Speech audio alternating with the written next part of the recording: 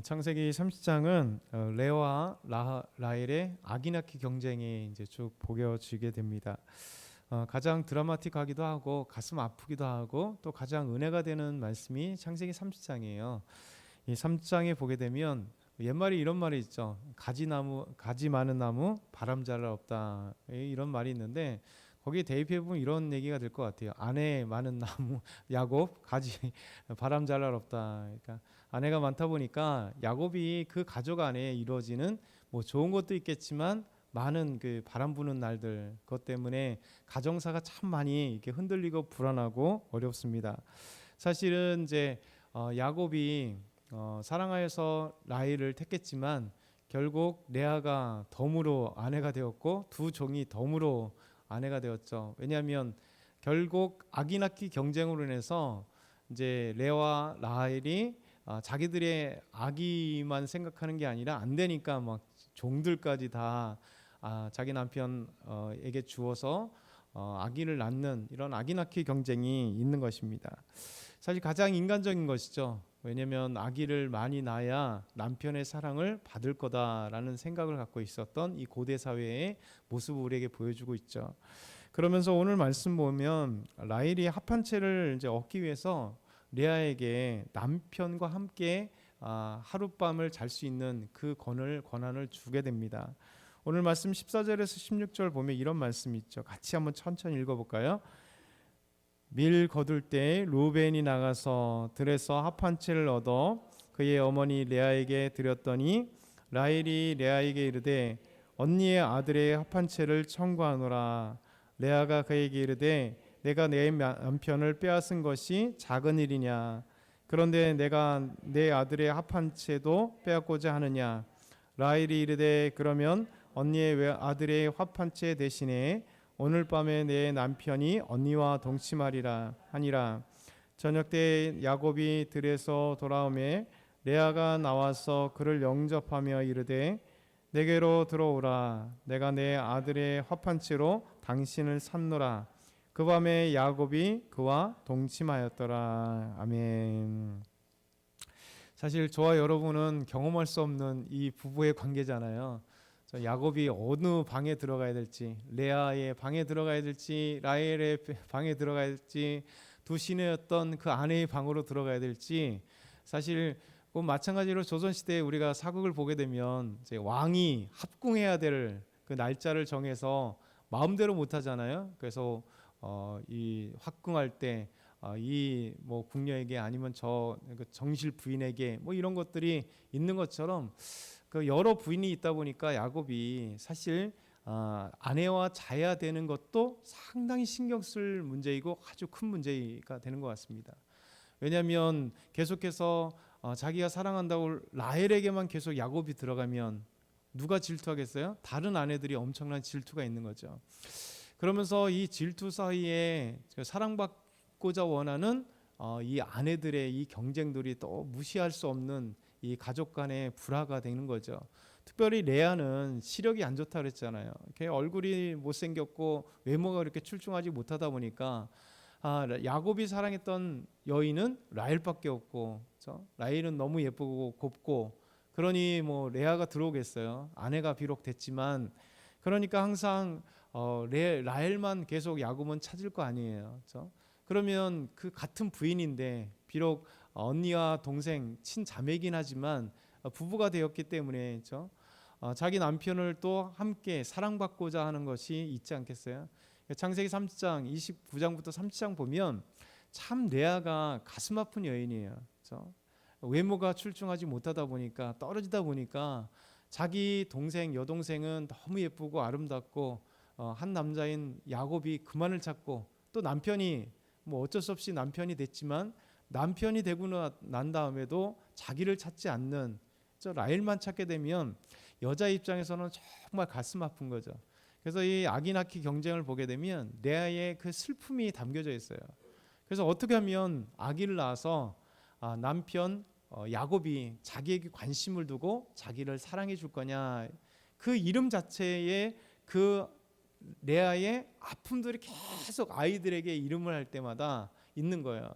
그래서 낳으면 남편이 나를 사랑해 주겠지, 낳으면 나를 좀 봐주겠지, 뭐 이런 것들 있잖아요.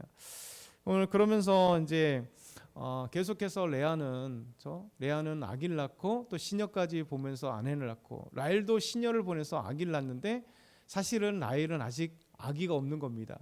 그러니 야곱은 분명히 자기를 너무 사랑하는데 진짜 중요한 것은 아기가 없다는 것은 이 고대 사회잖아요. 요즘도 뭐 요즘은 별로 안 그렇지만 아기를 하도 안 나니까, 그래도 저희가 3, 40년 전만 해도 아기가 있느냐 없느냐는 그 가정에 상당히 중요한 문제였잖아요. 근데 4,000년 전, 4,200년 전이니 오직 하겠어요. 아기가 있어야 여성으로서 대우를 받는 거죠. 아내로서 대우를 받는 시대예요. 그러니까 라헬은 아무리 야곱에게 사랑을 받아도 아기가 없다는 것은 그에게 엄청난 짓눌림이고 가슴이 아픈 거죠. 그러니까 시녀를 남편에게 보내서 내 대신이라도 아이를 낳아라 이렇게 얘기하는 거잖아요. 오늘 말씀 보니까 밀 거둘 때 르우벤이 들에 나갔을 때 합한채라는 것을 얻게 됩니다. 그러니까 합한채는 뭐냐면 간단하게 말하면 정력제입니다. 정력제. 그러니까 합한채를 통해서 정력제다 보니까 이 합한채는 부부 관계를 속에서 좋게 하고 아기를 낳게 한다는 그런 이 약성이 있어서 이 당시에도 이 합한채는 아기 낳는데 되게 중요하고 부부 관계에 있어서 되게 중요한 그런 식물로 가지고 있어요. 그러니까 합한채가 사실 쉽게 구할 수 있는 것은 아닙니다. 그러나 저도 나중에 책 그림을 통해서 한번 보면서 이게 합한채였구나, 그걸 알게 되었는데요. 그러니까 이스라엘 아이성을 갈 때, 베델과 아이성을 갈 때 아이성 그 길을 가다가 이제 노란 열매 이만한 걸 하나 이렇게 풀에서 조금 풀이 시드른데 요만한 열매가 두세 개가 달린 걸 봤어요. 이게 뭐지 하면서 지나갔는데 나중에 이제 책을 보면서 사진을 보니까 이게 합한채더라고요. 그러니까 합한채는 뿌리를 사용하는 겁니다. 뿌리가 이렇게 마치 인삼 뿌리 같이 좀 도라지 약성 있는 좀 더 약도라지 있잖아요. 이렇게 큰 거, 약도라지 같이 그렇게 뿌리가 이렇게 생겼습니다.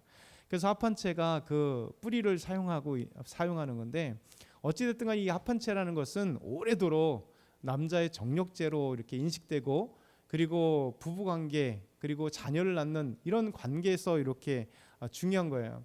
그러니까 루벤이 합한채를 얻어왔어요. 들에서 가져온 거죠. 그리고 어머니에게 드린 거예요. 무슨 얘기를 할까요? 루벤도 엄마 레아가 아버지 야곱에게 사랑 못 받는 걸 알아요. 그러니까 이 정력제라는 이 합한채를 딱 들여서 구하니까 어머니에게 바로 갖다 드린 거죠. 그러니까 르우벤도 어머니의 그 아픔들을 아는 거죠. 그래서 아버지를 좀 잡으세요 이런 거잖아요. 그런데 갑자기 라헬이 찾아와서 이 소식을 들은 거죠. 합한채를 구했다. 그러니까 합한채가 그렇게 쉽게 구하는 식물은 아니라는 거예요. 그래서 귀한 식물이라는 거죠. 약용 식물인 거죠. 그래서 결국 라헬이 레아에게 그것도 좀 달라 그러면서 결국 이렇게 씨름하다가 하나 제안한 게 뭐냐면, 그 합한채를 나에게 주면 당신이 오늘 야곱과 잠자리를 할 수 있는 시간을 주겠다 이렇게 얘기를 하는 겁니다. 그만큼 뭐냐면 레아에게 야곱이 잘 안 들어갔다는 얘기예요. 라헬에게 자주 들어오니까 라헬이 이렇게 좀 양보를 해야 야곱이 그쪽으로 가세요 해야 레아에게 들어간다는 이런 얘기입니다. 그러면서 참 가슴 아픈 이 아내들의 사건이 등장하는 거죠. 라헬은 지금 아기가 없으니까 계속 이거 속타는 것이고, 그러면서 레아가 라헬을 합한채를 달라니까 뭐라고 할 때 라헬이나 레아가 오늘 본문에 잘 보면 야곱을 뭐라고 얘기하냐면 내 남편. 당연히 자기 남편이죠. 그런데 지금은 우리 남편이 돼야 되잖아요. 레아도 아내고 라헬도 아내인데 뭐라고 얘기하냐면 내 남편이, 이게 신경전인 거예요.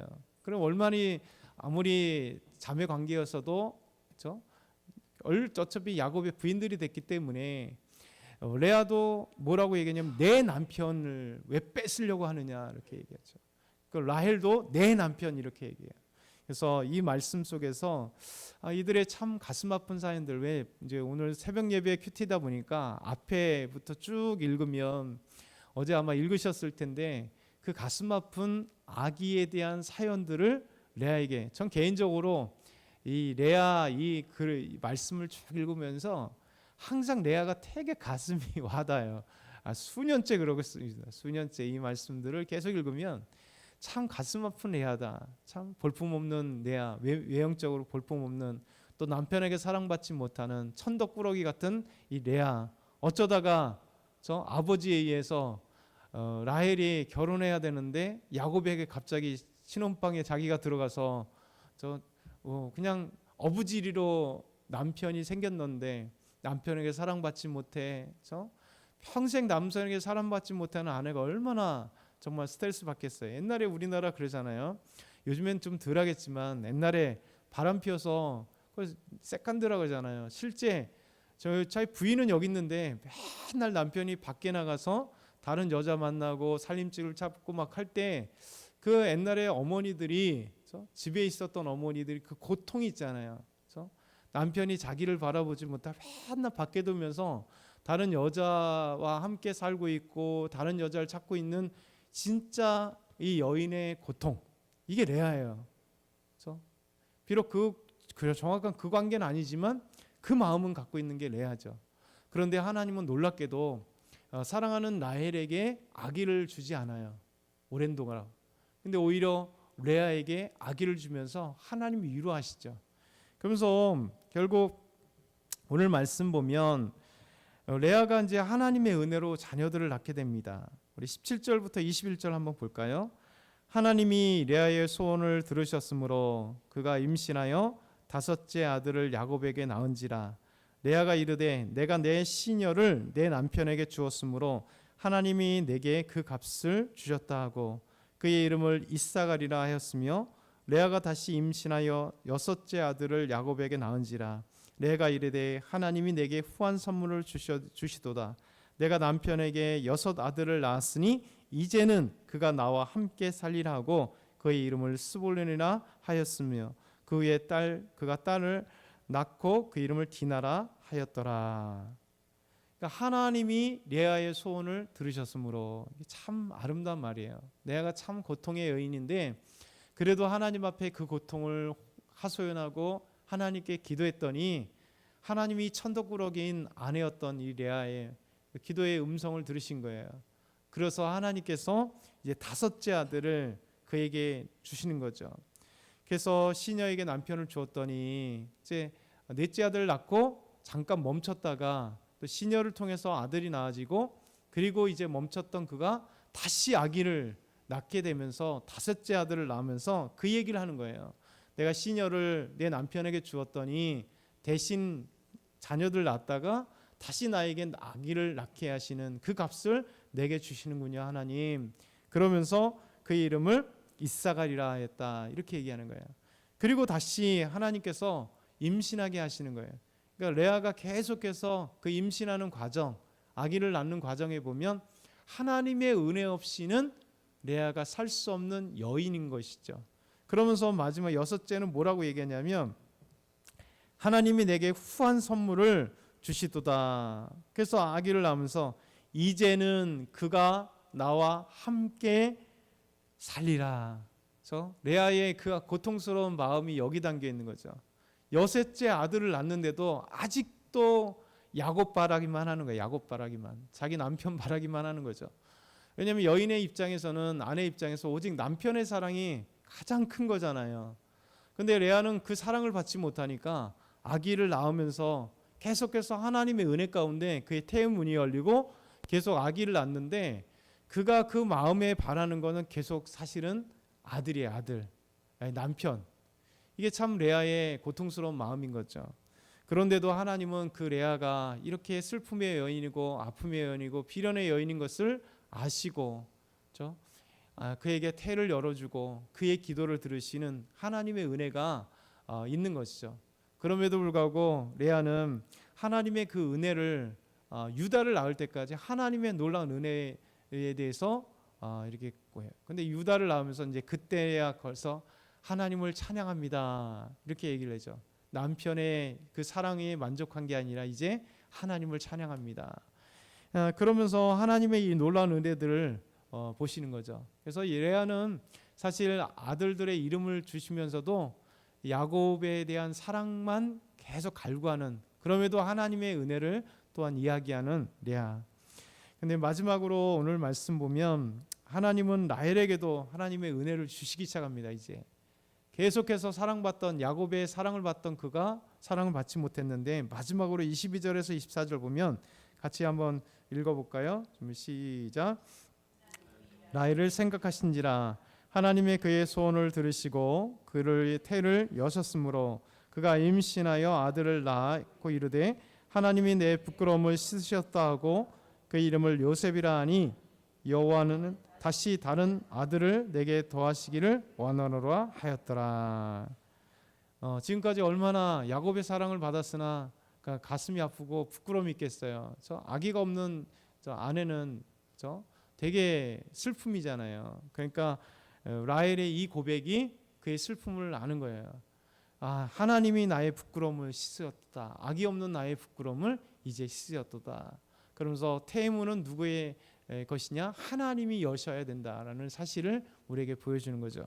그래서 이 말씀을 우리가 묵상하면 진짜 이 아내 많은 이 야곱에게 정말 수많은 가정사의 고통이 있다. 아내가 많아서 즐거움일 것이라 생각하는데 그거는 포장된 거고 실제 그 안에서의 이 싸움들이 항상 많잖아요. 우리나라 역사에도 보면 저 왕들의 그 아내들이 많으니까 얼마나 많은 가정사가, 그리고 형제들의 싸움과 피바람들이 얼마나 많아요. 그러니까 우리는 그 겉보기만 좋아 보이는 것 그 안에 우리는 성경을 통해서 레아와 라헬의 그 아픔들과 슬픔들과 경쟁과 싸움과, 그런데도 불구하고 하나님이 그 가운데 하나님 역사하시는 놀라운 은혜들을 우리가 보게 되는 것이죠. 그래서 하나님이 오늘도 저와 여러분이, 우리 겉보기에는 화려한 거고 좋은 것 같으나 모든 인간들은요 아픔이 있어요. 근데 그 아픔을 누구에게 해결돼야 되냐면 하나님, 우리 하나님께서 저와 여러분에게 기도를 들으셔야 되고 응답하셔야 되고 우리 아픔들을 씻어해 주실 분은 사람이 아니라 하나님이라는 사실을 오늘도 기억하고 이번 한 주 또 믿음으로 승리하는 저와 여러분 다 되길 소망합니다.